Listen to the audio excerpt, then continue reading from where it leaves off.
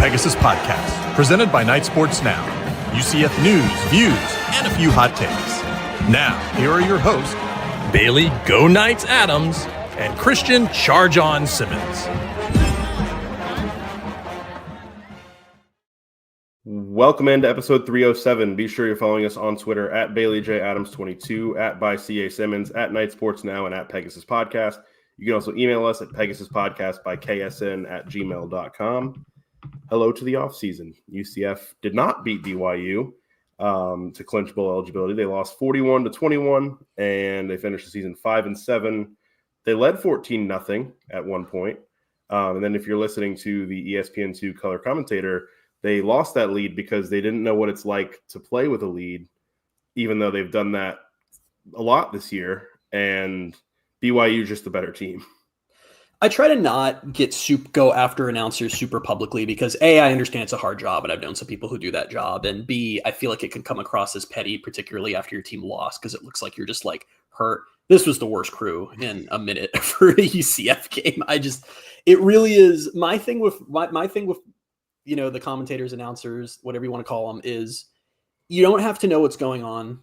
Just don't interfere with my ability to enjoy the game. This was like the color guy in particular. It was like everything he said was making me want to smash my head through a window. Like even when UCF was up, I really, it's like I like I said before we got on the air. It's kind of like how there's 32 NFL teams and there aren't 32 quarterbacks who are good enough to start in the NFL. There's just too many college football games for all the announcements to be good. But like, man, ruining the game for me with how horrible they were. But anyway, we don't have to talk about that anymore.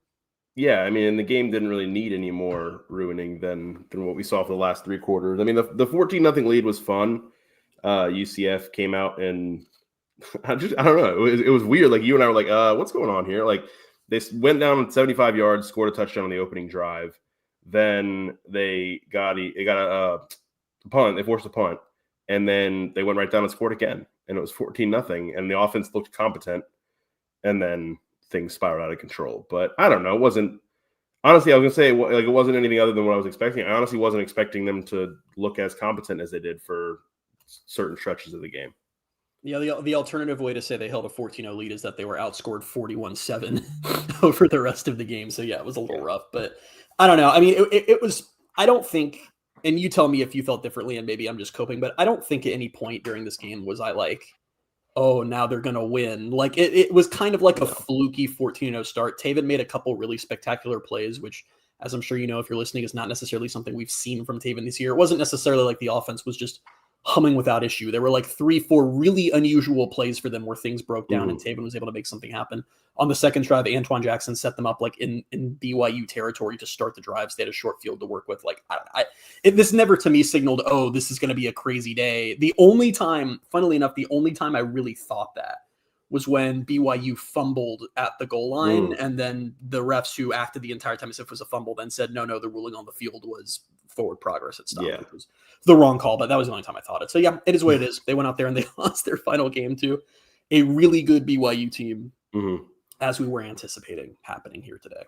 Yeah, and like that's the thing is Taven, he was making some out of structure plays early on that you kind of knew weren't going to be sustainable. And he was, even beyond them being out of structure, it was just he was making plays that he doesn't normally make. And so when he kind of came back to his level, I was like, all right, the more like the real Taven is kind of here now. And the offense stalled out. Honestly, I mean, I know they scored after those first two drives. They only scored one more touchdown. But I kind of liked a lot of what Frost was doing with the play calling today.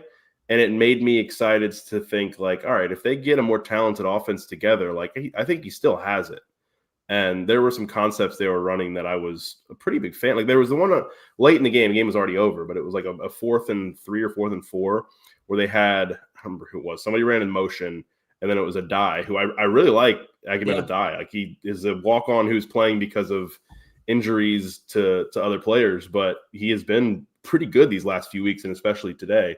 But yeah, no, he had him wide open. It was just stuff that you were seeing him scheme open that actually was like, all right, well, like if this offense had a better offensive line and some more talent and they weren't constantly shooting themselves in the foot with poor execution or penalties, I'm like they would have something here, which I know that's a lot, but I think if they get the right personnel in, I'm pretty high on what Frost is going to do going forward. Dye had 5 catches for 62 yards and a touchdown today. That's a walk-on, guys. He also threw a touchdown. And threw a touchdown. Yeah, shout out to our quarterback of next season. Yeah, despite what a chunk of the fan base always wants to pull on Twitter, I don't know. Football is a complex sport, and I don't pretend to be a full-on expert in it because of how complex it is, but I do enjoy. There's always a chunk of the fan base that like anything that like any offensive play doesn't work, and the reply is, "Wow, the play calling sucks today," and it's like, or maybe the entire offensive line can't do anything. I don't know, but yeah, I really the bottom line for me with Frost and this season is there were a lot of things to be worried about with Scott Frost when they hired him. You can go listen to our podcasts at the time. This was not a home run hire. This was kind of a risky hire. It's a hire that really no other Power 4 school, maybe not even any other FBS school, could justify making. And there were things I was on the lookout for going into the season, this entire season, to be worried about, particularly because I'm still skeptical of the notion of, in modern college football, the head coach running the offense and calling the plays and also doing everything else. That doesn't work for a lot of coaches. I didn't see a lot to be worried about over the course of the season of some of the things that we were worried about going in. I really thought he did a good job calling the offense all year. I didn't have any huge issues. I think it just sort of hits a point where the talent you have is the talent you have. And I don't know how I can say this without some people getting mad at me, but a 5-7 record, 5-2 at home, the losses they had and how some of those losses happened, I think they overachieved. I think this roster got coached beyond what it actually is. This was not a very good roster, did not have a lot of talent. And that's not necessarily, and the lack of talent, that shouldn't be something that should be considered on this staff, because that was the nature of them having to throw this roster together in the portal. So the season is over. Here we are, 5-7, missing a bowl. We think we'll get into APR maybe later, but I can say safely right now that there's still some concerns, but I think I feel better about the Frost era in general than I did at the start of the season. So yeah, I think, like you said, I think they got more out of this roster than you would have expected. I think last year they got less out of what you would have expected out of that roster. So it's almost good. Like, all right, cool. Like, I'm happy to see that. I'm happy to see that there's some good coaching going on behind the scenes. And yeah, I mean, it sucks to miss out on a bowl, we think, like you said. But I mean, we came into the season and it was, they're probably somewhere within 5-7 wins. They ended up on the lower end of that, but they had some games that, the Kansas game could have flipped the other way. The Houston game could have flipped the other way. So, I mean, they were right in the range of where we expected them to be. And I think even we expected that because we thought the talent was a little bit better than it was. So they still fell within that 5-7 win range and could have had 6 or 7 wins other than the 5 they had. And it was actually a worse roster than we thought, a less talented roster, I should say. And not just that, but also the schedule looked a lot nicer in the offseason than it ended up being. Cincinnati, Houston, those were all, I mean, even like BYU to a degree, those were all games that we thought were going to be more winnable than ended up being. So yeah, it is what it is. I mean, like I said, it's never like, there's the frustrating part of UCF has now not gone to a bowl 2 years in a row. Again, we think, and that really sucks, but it just, I don't know. I'm more optimistic now than I've been in a little bit. And I'm still we'll see about the high school recruiting and how light it is, but Rocco Marriott has, turned me a little bit on that. And I don't know, I'm just kind of excited for whatever the season was. It was kind of always just a get through it kind of year. This is going to be such an interesting, 8-ish weeks here, because I really think that this is going to be where we see now what the staff's plan really is and what they can actually do going into next year, because now it's grind time. You got to sign high school. That signing day is coming up in Wednesday? less than a week, right? Yeah, I think it's this coming week. We'll have signing day for high school. Then the portal window opens in January, and we know that they're going to be going heavy in the portal. I'm assuming they're going to try to get a quarterback. I think we can safely say at this point that Taven Jackson is going to probably not be back as the quarterback next year. So yeah, I'm really excited to see what comes up in these next few weeks here. This will really be when we see what this staff is building roster-wise, and that's exciting. Yeah. I mean, I don't know. They go after quarterback, they probably need a running back. They're going to need a lot. And obviously with what we talked about in the last few weeks, their plan is to pretty heavily build this roster through the portal. But yeah, no, I'm intrigued by the future. And I want to say, in one sense, I'm intrigued by it. And two, I'm starting, I know it's weird to say this at the end of a season that, like we just said, they kind of, overcoached the roster that they had, but I'm already kind of feeling some desperation of I just want to see UCF be good again, because I just some of the numbers and some of the records that I've kind of compiled here is this is Chris Boyle that put out they're 7-20 in Big 12 play through 3 seasons, which are always going to be growing pains. But I'd like to see that start to get a little better. They're 2-12 on the road in Big 12 games of the last 3 seasons. And then since their last top 25 season, which I know it's hard to finish the top 25, especially now they're in the Big 12, but 2019 was their last top 25 season.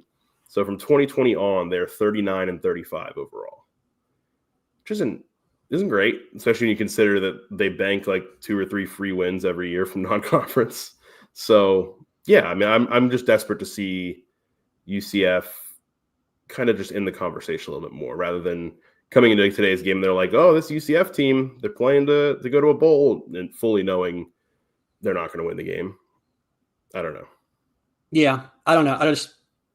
I don't disagree. It's just like, well, yeah, it didn't work under Gus. Like, I don't know. It's hard I'm kind of torn on how to approach that as a narrative, because I do agree. It has been longer than any of us ever could have guessed that UCF was not going to be competitive, or really I think it's less like competitive is not the right word, because they've been competitive. It's more relevant, right? Like they've had 9-win seasons in like 2021, 2022, but it was always like, we talked about it during 2022. We were like, you got to get something out of this season, because we knew that the Big 12, we didn't think it was going to be this transition was going to be what it was, but we knew it was going to be a little bit. And just having that, being in the CFP top 25 and hosting Navy, if they win that game, they host the AC championship, maybe they go to the Cotton Bowl. Like that was the moment to like prevent some of those things you're reading off here now. And they didn't take advantage of that moment. But it's also tough because it's just like, as far as talking about, I don't know, it's just hard with this new staff and how things are going. It's hard to be like, well, there's pressure on them because Gus Malzahn did a bad job here, but there kind of is. That's what's frustrating about last year. Something.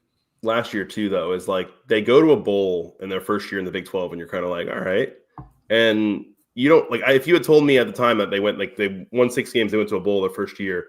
If you told me the next 2 seasons they're not going to make a bowl game, I would have been like, no, they'll make at least one of them. Yeah. And last year with, the roster they had, they put all this money into KJ and all this stuff. It obviously didn't work out for a variety of reasons. But yeah, I think last year is also like 2022 is the bigger one. But then like last year too, that not working out. And then you're kind of back to square one this year. And yeah, I mean, it's not on this staff, but that's the job they're tasked with is bringing UCF back from how far they had sunk, I guess. I don't even know if I want to say it like that, but that's kind of just they're in a spot right now where they've got a lot of work ahead of them to get UCF back into the conversation. Yeah, it's just the regardless of, you're right, like regardless of what the staff's plan is or what they do or don't do, it's just the patience has worn thin. That just is what it is. So I don't know. I'm optimistic for next year now. Like I said, I'm really curious what they do in the portal, because that's kind of where they're going to build the whole roster. There's a lot of guys, for the lack of talent this team had to be competitive right away, just because the roster kind of had to be thrown together and so many guys left when, and the whole recruiting class dissolved, everything happened when Gus left, is there are guys, like we were talking earlier and texting during the game, there are guys on this team that I'm really hopeful they can bring back next year. Like on offense, we talk about guys like Dylan Wade. Dylan Wade is a must. He has been, that wasn't like a huge surprise. We had high hopes for him, but he has just been incredible and is absolutely a guy you want to bring back next year. Dwayne Thomas has shown that he can be a playmaker and is a guy you want to try to bring back next year. Wade and Charles, man, that is the best true freshman effort we've seen from a wide receiver since Gabe Davis, right? I don't think I'm forgetting anybody. Yeah. I mean, and honestly, his stats, obviously a little less, but when you compare freshman Gabe Davis's stats to freshman Wade and Charles' stats, there are some similarities there. They're not that far off from each other. So I don't, it's not going to be a perfect offseason. They're going to lose guys to the portal they want to keep just because that's the nature of this. But man, I really, there are some guys on, like, I don't think it's square one for the offense. There are some guys that if they can bring back and if they can pair them with a good quarterback, there are the building blocks here of there being something. Yeah. And like even another guy, I'm not even saying he's definitely not RB1. I don't even think he's RB2, but I'd put a die on scholarship. I like him and would love to keep him as depth. I don't know what, if he played his way into an offer somewhere else, but they were saying on the broadcast, as bad as it was, that he wanted to play Power 4 football and didn't have a lot of options. And so that's why he ended up walking on at UCF. I think he's one of those guys that kind of, especially when given an opportunity late with Miles hurt and Stacy hurt, and obviously Tavion Swinton has been out the whole year, he made the most of those opportunities. So there's stuff here. I think when we say there's not a lot of talent, as much as I criticize the offensive line and quarterback, I think that's more what I'm talking about. I think there are talented receivers. There's talented, obviously, Dylan Wade at tight end. They had some decent running backs who are now going to be gone, obviously, who are seniors or fifth years or whatever you want to call them these days. But it's really what we're talking about is they had no talent on the offensive line and they didn't have a quarterback. And that's really what it came down to on offense. Crazy how the offense doesn't go well when you don't have a good quarterback or a good offensive line. Yeah. Because you can name at each position, you can name some guys who are like, all right, they did pretty well. We like to have them back. And then you can't name anybody on the offensive line. And then none of the quarterbacks can you really want back for next year. But the issue with the offensive line, and Frost talked about this this week with Mark Daniels when he was doing his pregame show, is you can't build, like Frost was straight up talking about, you cannot build an offensive line through the portal. That's part of what they ran into. That's still true for this year. And I don't like, that's the one thing holding me up on next season. And there is a lot of pressure on next season, especially with how they've gone about high school. And I don't know. I guess I'm just curious what the plan is for offensive line at this point. I'm not saying no, like Preston Cushman, maybe. I think he has eligibility. You can maybe keep him. I'm not saying you have to go 5 new guys again. And maybe there are some younger guys on the team who weren't playing this year who'll be ready next year, but like they're going to have to hit the portal for offensive line again. I literally don't know what their other option is. And I don't know what's going to make that easier this offseason than last season, especially just because from a revenue perspective and from a, salary perspective, whatever you want to call it, there are other positions they need to commit money to. They need to commit serious money to a quarterback. They can't go into that again and just be like, we'll find somebody. They got to put money into that. They probably need a running back from the portal. There are going to be some other holes on offense, some holes on defense. Like it's not like you can just spend your whole budget on an offensive line. And even if you were committed to doing that, let's just pretend for a second that UCF has Texas Tech money. You still just kind of can't do it. No team has shown that they can successfully build an offensive line through the portal. So I don't know. That's the one, like literally, if it weren't for offensive line, I'd be in position to be like, hey, I think they're going to be genuinely competitive next year as long as they take care of their needs in the portal. Mm-hmm. I think you said what makes that easier this offseason. The only thing I can say, and it's something we've talked about, is if you go out and you hire an offensive line coach from somewhere else that can bring guys with him. That's the only thing that you can say would make it a little bit easier. But it's still not. I mean, it's not going to be easy. This is kind of an interesting question. Yeah. Rin Marcy's pop-up, whatever that name is. Hello. Is there a win-loss record next season that would make you out on Frost?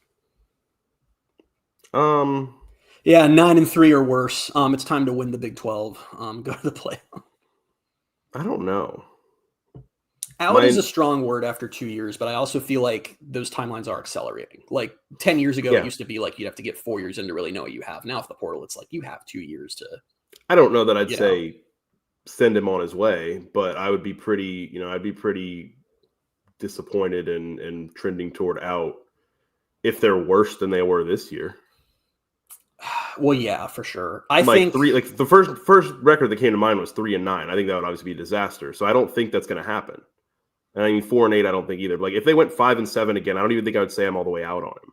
I would just say, well, it would depend on the context. It's a hard question to answer in part because it would need to be why, right? Like if they go 5-7 again next year, obviously that's pretty disastrous. And I think that a lot of fans would probably be looking for an AD change at that point. But I guess it just depends on why that happens. Like, are there injuries involved? Do they miss on quarterback? Is it an offensive line issue? What's coming in? Have they had a strong recruiting class? But yeah, I mean, I think I'm generally with you. But then again, in my head, I'm just thinking if they go 6-6 next year, that feels like a disappointment. This is the problem that Frost is in. This is where we're at. It's year 2 of a program that he's had to reset, and even 6-6 just kind of feels like a disappointment next year because of how long it's been since they've had any kind of success. So, or any meaningful success, I guess I should say. So, yeah. I mean, like you said, with the expectations they're setting from, okay, well, we don't want to really heavily put money or recruiting into high school. We're going to build this through the portal. That's where the expectations get raised. Yeah. And I would say like 6-6, like I want to say the absolute bare minimum, and I think there's even room, like you said, there's even still room to be a little upset and frustrated with is if they go 6-6. Like they got to get back to a bowl next year. That has to be the absolute bare minimum. Yeah, absolutely. And I think there are reasons to be expecting more than that. Like I think not much more. Like, I'm not going to say, he needs to go. He needs to win 8 games because I don't know until UCF does that. It's just like I can't just expect it to happen.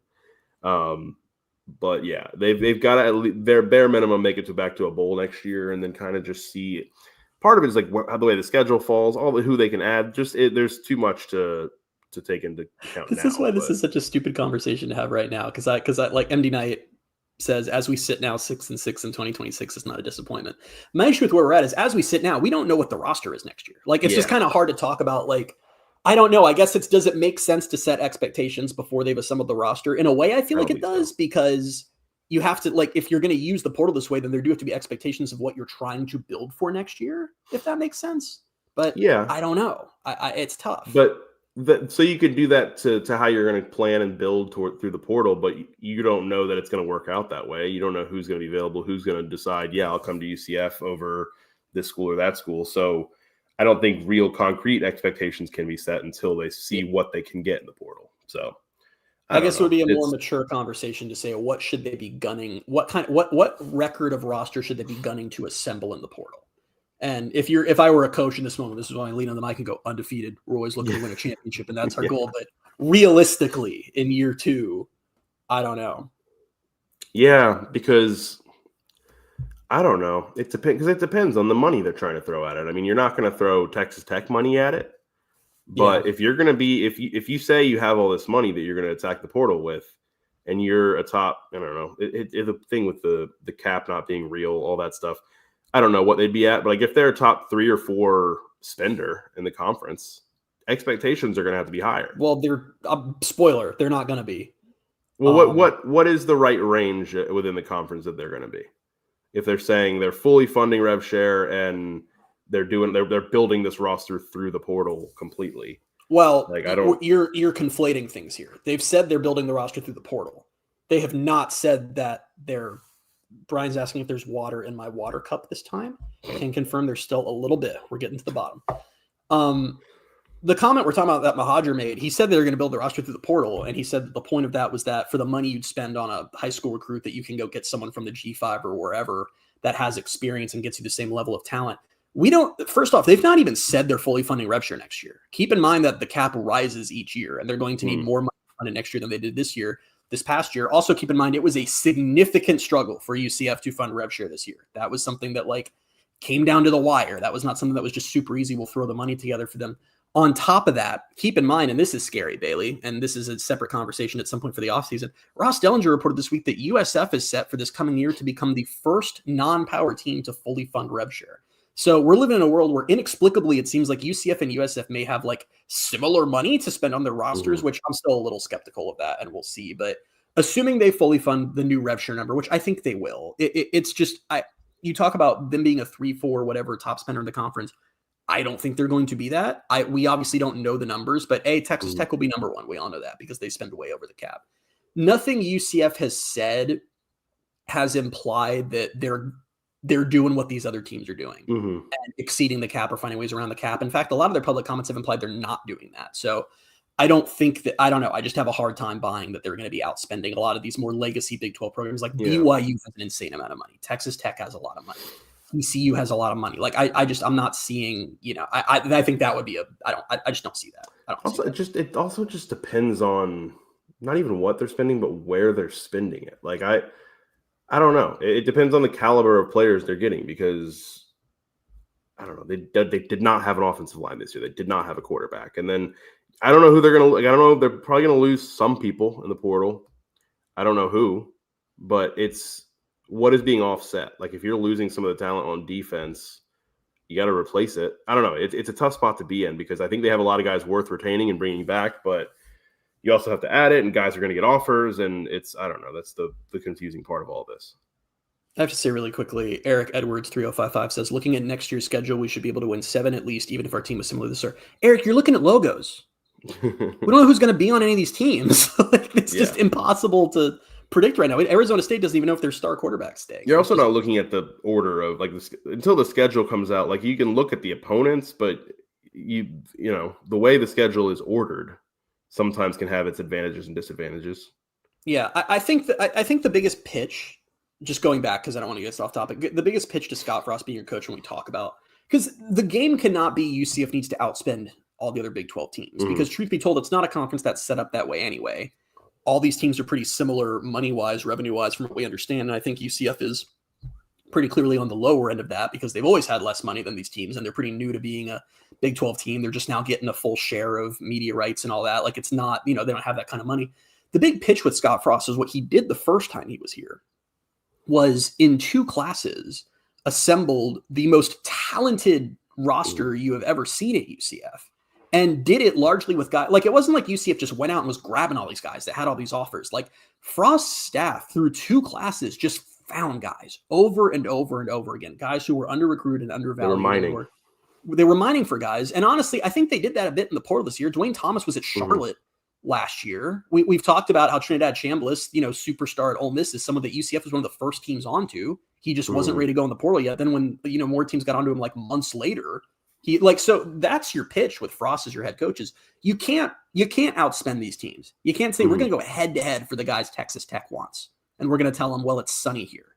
It's got to be finding guys who those teams aren't in on. And I do think Frost has a track record of being able to do that, but that's got to be the play. It can't be playing the salary game. And I think those two, like some of the examples we've seen, and some of them, like the guys you just mentioned, are an answer to this question. But I guess the question would be, all of that, mining for talent he was able to do through high school recruiting his first time here, can he carry that over into transfer? And I think he can. I think he's proven to an extent that he already, that's a thing that he already does.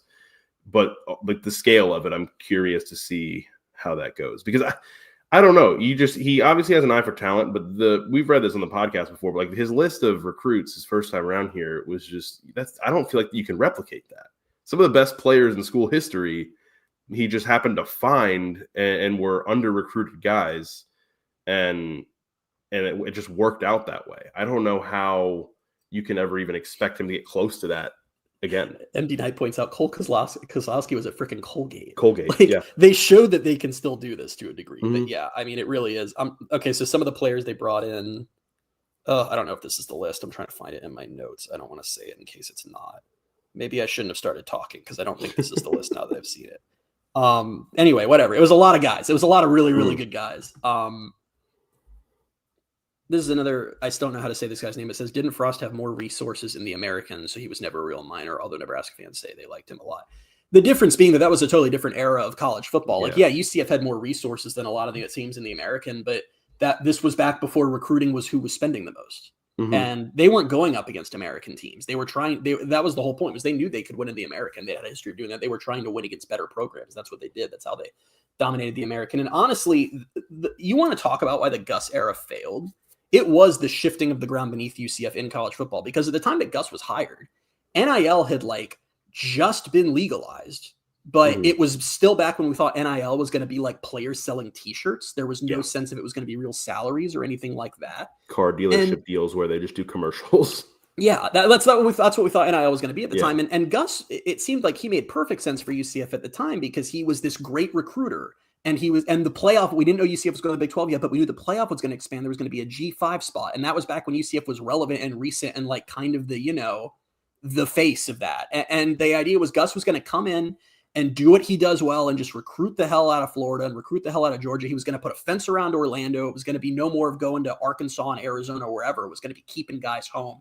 And that guys were going to react to that message because for the first time ever, UCF had a route to the postseason. That all made perfect sense. What got in Gus's way was that within 3 years, UCF had no money compared to everyone they're recruiting against. And Gus was in this bad situation where he was trying to recruit UCF up to get guys they had never gotten before and compete against the Floridas and Florida States and Miamis and all the other schools that come into Florida. And he did that to some degree. But the problem was now that it was about money and now that it was about staying within your NIL budget and schools have wide ranges of how much they're spending on these things, they're in a situation where they're tying up all their money in these high school guys. And if they don't work out, that's just dead money. And a lot of them didn't work out. And now UCF's in a hole. And that was just kind of what happened. So UCF's still trying to figure out where they fit in this era. And what honestly kind of helped with this era could stay still for 1 second. We still don't know what college football is because it just keeps changing. But, it's never going to be outspend these guys. It's going to be can Frost and the staff find the guys that the schools they're competing against aren't looking at. And like I said, Frost did it when he was here the first time. And through one class where they threw a roster together, he kind of did it again. They had some really good finds. So that's why I'm interested in this, how this offseason goes. And I also think that we need to remember this and have some grace when we're talking about their transfer acquisitions in January and February, because I don't think it's going to be a whole lot of this guy who everyone was after chose UCF. I think it's going to be a lot of guys that we haven't heard of right now and probably haven't watched play a lot of football. Hopefully UCF is in on them and finds something there and signs them and gets them in. So that's kind of, what we're looking at. And again, another example of that. And it's not the best example because the passing game wasn't really in a position where he could take off, but he had some moments. Like DJ Black was at Limestone. Yep. Have you ever heard of Limestone before? And I'll never have to because the university closed, so it's gone. Yeah, that's crazy. But like, yeah, you're plucking guys from programs that like the university is shutting down. Like it's so I'm curious to see and kind of excited to just dive into any time they bring in one of these unknown guys. Like, all right, let's kind of like look, because the question will always be, oh, can they carry that over into Big 12 and all that stuff, or to the Power 4 level? And it's not always going to be yes, but with Frost's track record, I'm willing to just look at what they're doing at these schools they're at now and be like, yeah, I could see this playing out the way that Frost wants it to. And so I'm excited to kind of just see how they start to build this and, who they're targeting at quarterback and what they're going to spend there. And yeah, I don't know. I mean, we've obviously Go ahead. Sorry, really quickly. I just want to give you an example because I'm scrolling through Cole Kozlowski's Twitter because I'm trying to remember the schools that offered him. Mm-hmm. He had a lot of offers when he hit the portal from Colgate. Here are these offers: Colorado State, Western Kentucky, UTEP, Buffalo, Toledo, Middle Tennessee, Bowling Green, Marshall, Eastern Michigan, Ball State, Western Michigan, UConn, Washington State, UAB, UMass, Charlotte, James Madison, Temple. And they ended up being UCF. a really, really good Big 12 linebacker. Like that's what we got to do. It's stuff like that. And I do think they can do that. But yeah, like I said, we have a whole offseason to talk about this. We really haven't talked about the BYU game at all. That's what I was just going to say. We've spent plenty of this time on this post-game podcast talking about the future and not much. But I don't know. What do you get into about the game itself? I don't know. We talked about the players that I think on this current team that they need to make sure, at least on the offense, that they need to retain. We kind of know who those guys are on defense, and I think they're like it's a lot of guys on defense. Lewis Carter was fantastic today. Sons of UCF says ESPN spent plenty of time talking BYU. Dude, that Bear Bachmeier song they played was ear splitting. Yeah, that's really, guys, again, when we're talking about the broadcast and whatever, I'm never going to get back the 10 seconds of my life where I had to listen to the Bear Bachmeier Centaur TikTok song. Like that's just, that was blasted out to presumably hundreds of thousands, perhaps even more. We're trying too hard with those nowadays, by the way, like off topic, but like the Trace McSorley one, I think that was a flash in the pan. You're not going to you can't just do this for everybody. One of these days we're going to post the what was that? The thing you made in CapCut, the Joe Burrow thing. I made the Frost one too. Oh, I forgot about the Frost one. Bailey downloaded CapCut and on the first day was like, let's make some edits. And I personally thought they were incredible.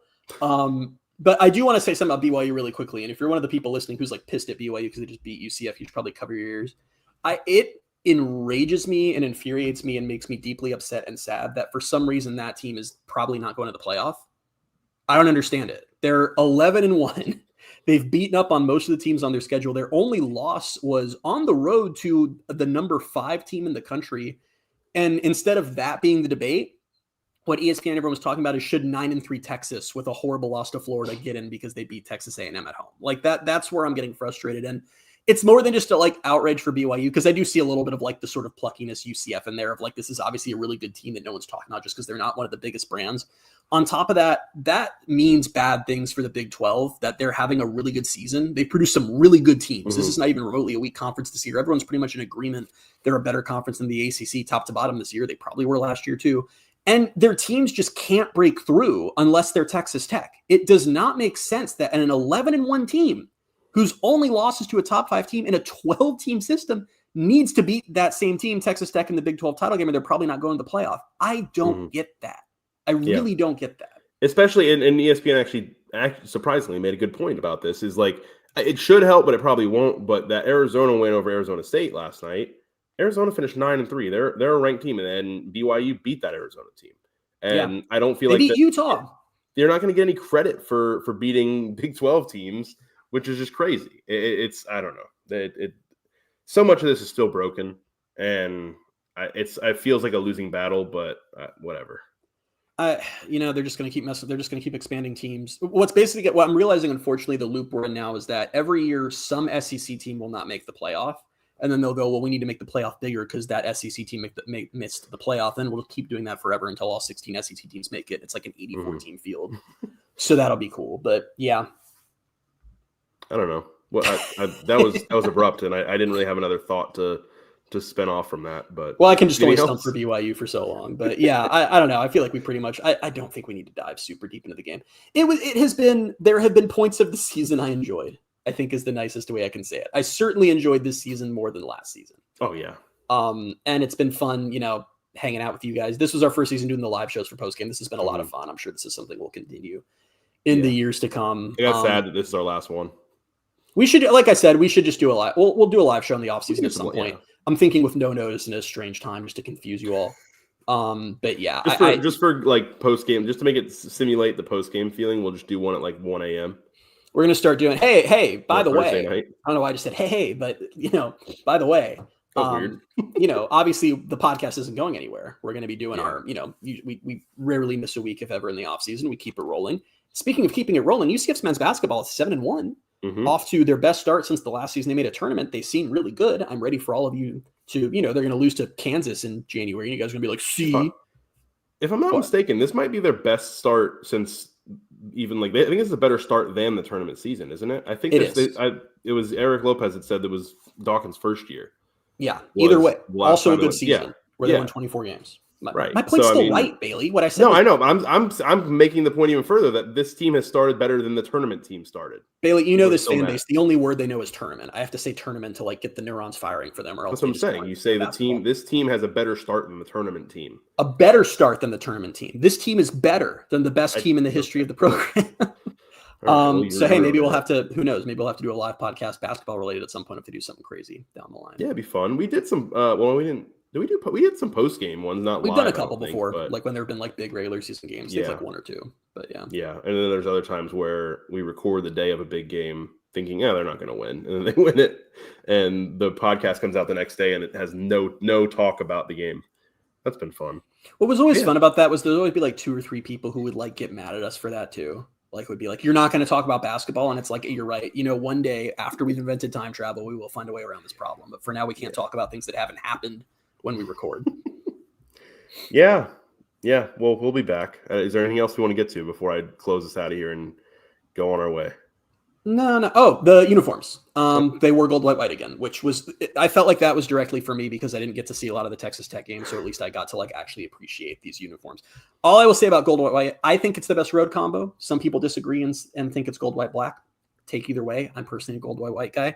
Priority for next season. And I'm speaking directly to UCF now. You got to give gold, white a chance. It has been worn 3 times these last 2 seasons. It has been on the road, obviously on the road, but it's been at Arizona State, at Texas Tech, and at BYU. Arizona State made the playoff last year. Texas Tech and BYU are fighting to make the playoff this year. Just wear it for something stupid next year. Just save it until you know that some team is terrible and just give gold, white a win. It deserves a win. It's the Peach Bowl combo. We got to help the combo out. The combo can only do so much for you. Yeah, I agree.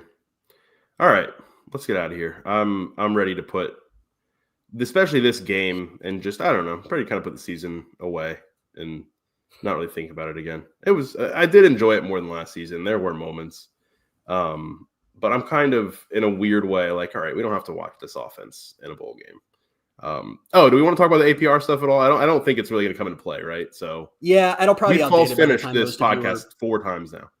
All right, everybody, thanks. No, this will probably be outdated by the time most of you are listening. APR's academic progress rate. If there are not enough teams that make it to 6-6, since there are a billion bowls, they fill the bowl games by going through academic progress rate. I think we're okay. And I mean okay in the sense that UCF's not going to get forced to go to a bowl with this offense at 5-7 because they are 6th in APR.